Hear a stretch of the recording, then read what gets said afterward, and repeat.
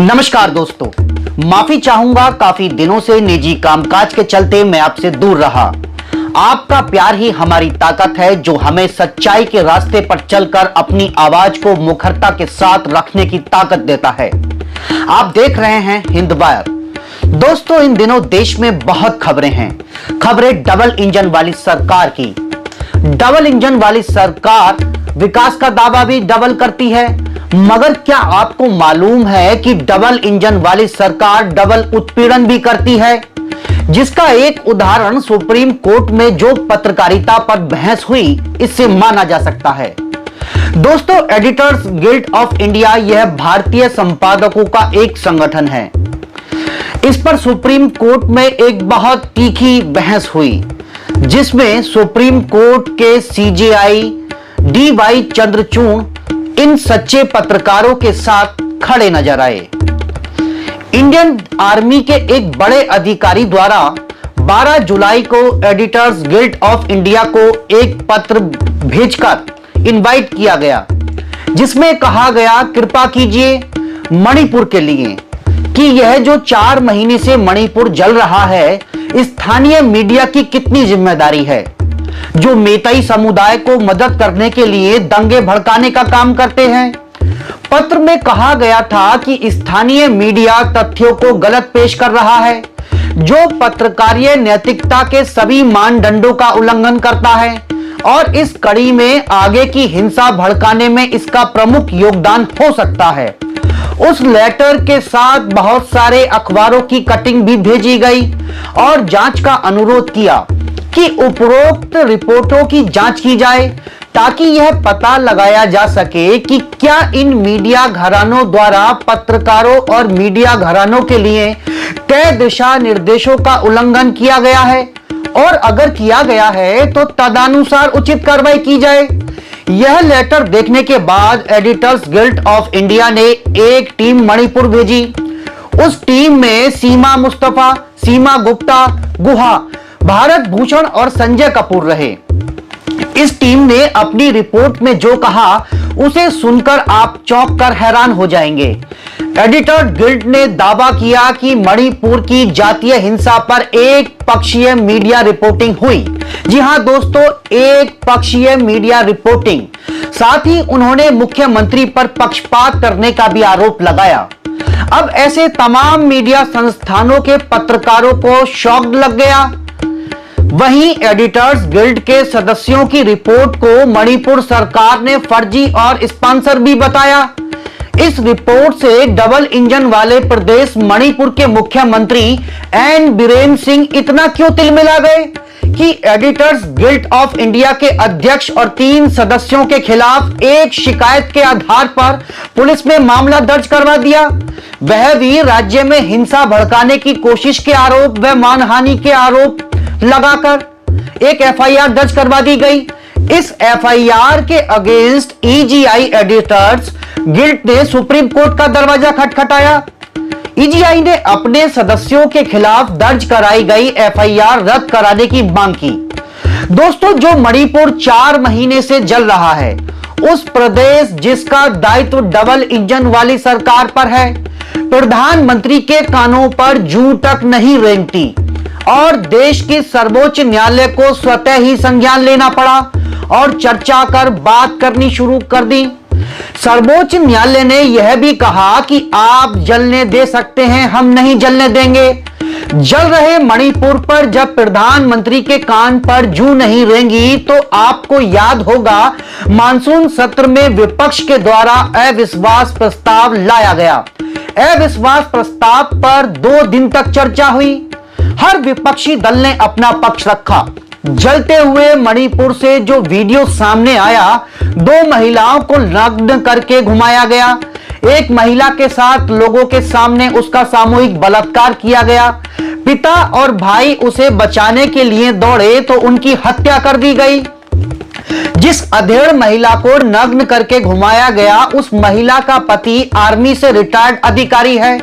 यह घिनौनी तस्वीर सामने आने के बाद सर्वोच्च न्यायालय से लेकर देश के सभी लोग हिल गए। तमाम विपक्ष हो या तमाम नेता हो, चाहे आम आदमी हो, सबके दिलो दिमाग पर भारत की एक ऐसी तस्वीर बनी कि क्या भारत देश में जहां महिला प्रधान देश कहा जाता है, महिलाओं को अग्रणीय कहा जाता है, वहां महिलाओं के साथ इस तरीके का सुलूक हो जाता है। देश का एक राज्य जो 4 महीने से जल रहा है, जब प्रधानमंत्री नरेंद्र मोदी अविश्वास प्रस्ताव की चर्चा पर बोल रहे थे, तब वह विपक्ष का मजाक उड़ा रहे थे। उस वक्त प्रधानमंत्री के मन में कोई दया नजर नहीं आई और मणिपुर तो आज भी जल रहा है। जब मैं आपसे बात कर रहा हूं, एडिटर गिल्ड ऑफ इंडिया के सदस्यों पर इस एफआईआर के बाद सुप्रीम कोर्ट ने बीजेपी सरकार से तीखे सवाल पूछे।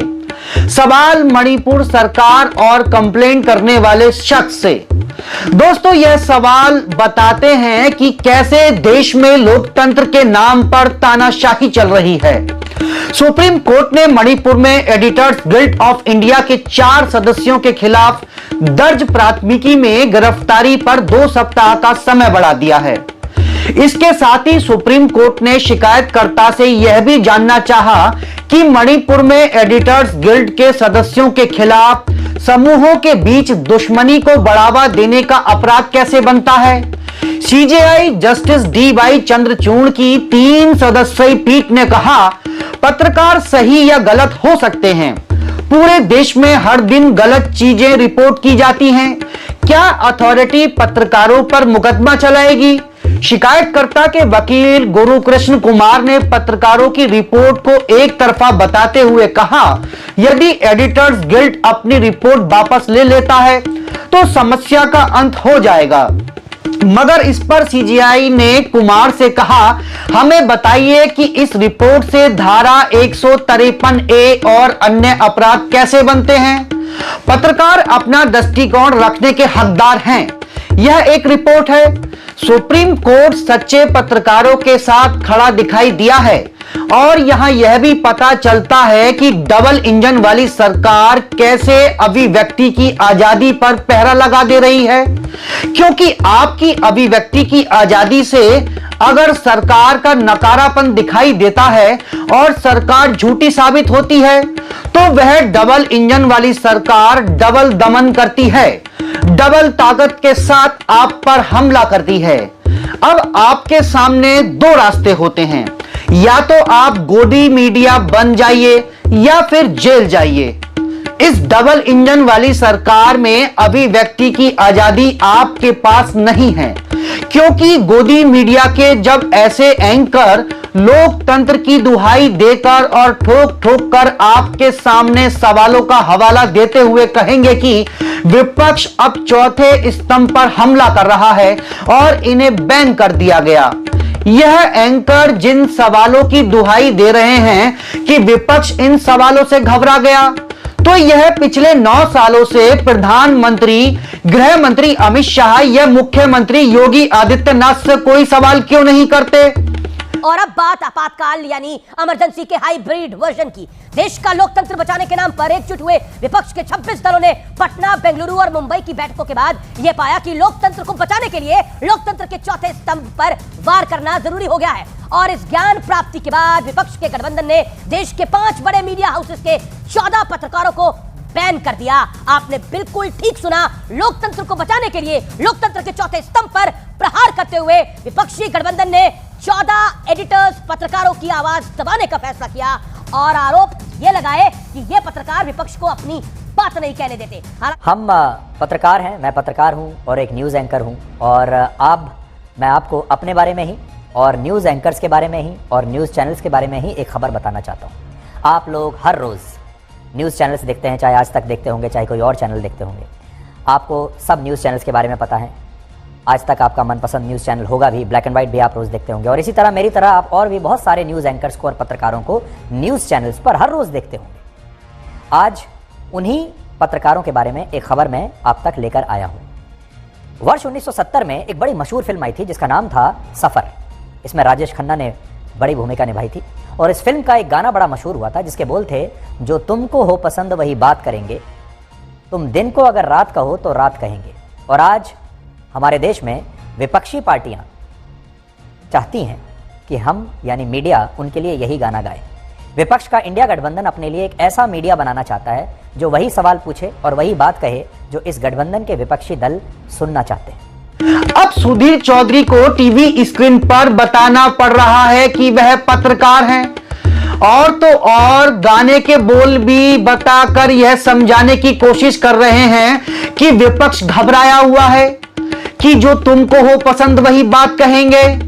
तो महोदय, आपने आज तक सवाल किया ही कहां है? और यह तो सच है, सर्वोच्च न्यायालय भी टिप्पणी कर चुकी है कि कैसे मीडिया हाउसेस खासकर टीवी चैनल नफरत परोस रहे हैं। और तुमने अभी कुछ दिन पहले एक फर्जी खबर चलाई थी कर्नाटक सरकार की एक विचाराधीन योजना पर सवाल उठाते हुए। चैनल पर खबर दिखाई थी कि सिद्धारमैया सरकार में हिंदुओं को सरकारी योजनाओं का लाभ नहीं मिल रहा है। वाणिज्यिक वाहन खरीदने की सरकारी योजना का लाभ सिर्फ मुसलमानों और अल्पसंख्यकों को मिल रहा है। अरे एंकर महोदय, आप तो बहुत बड़े पत्रकार हैं, एक बार पीएम मोदी जी के सामने सवालों के साथ डटकर खड़े होकर दिखाओ। और जो तुम यह कह रहे हो चरण चुंबक बनने से इनकार कर दिया, तो विपक्ष के 14 एंकरों का बायकॉट कर रहा है। अब इनका बहिष्कार किया जाएगा। अब देखना यह है कि भारत का मीडिया इसका क्या जवाब देता है। तो सुधीर चौधरी जी, जो अब तुम ये ट्विटर पर ये ट्विटर गेम खेल रहे हो और इसका जवाब मीडिया हाउस किस तरीके से देता है, हम इस पर एक बात आपको बता रहे हैं। आप एसी दफ्तर से बाहर कब से नहीं निकले हो? अभी कितने सालों से फील्ड में निकलकर रिपोर्टिंग नहीं की है? आपको पता भी है कि इन मीडिया हाउस और टीवी चैनलों को लेकर आम आदमी में क्या छवि है? अगर नहीं तो जरा निकलकर गांव देहात में रिपोर्टिंग कराइए, आपको पता चल जाएगा। और बीजेपी नेताओं से भी पूछ लीजिए कि संदीप चौधरी के शो का 1 महीने से अघोषित बहिष्कार क्यों कर रखा है। और पूरे देश के लोगों ने देखा कि तुम पूरा इवेंट चलाते हो। क्या तुम्हें मणिपुर नहीं दिखा? क्या मीडिया का काम सिर्फ सत्ता पक्ष का चरण पूजन ही रह गया है? इसका जवाब तो शायद जनता ही बेहतर दे सकती है। दोस्तों, इस वीडियो में इतना ही। खबर को लाइक और चैनल को सब्सक्राइब करना ना भूलें। और अगर यह खबर आप फेसबुक पर देख रहे हैं तो शेयर करना ना भूलें। आप इस खबर को सुन रहे हैं हिंद वायर पर। नमस्कार, जय हिंद, जय भारत।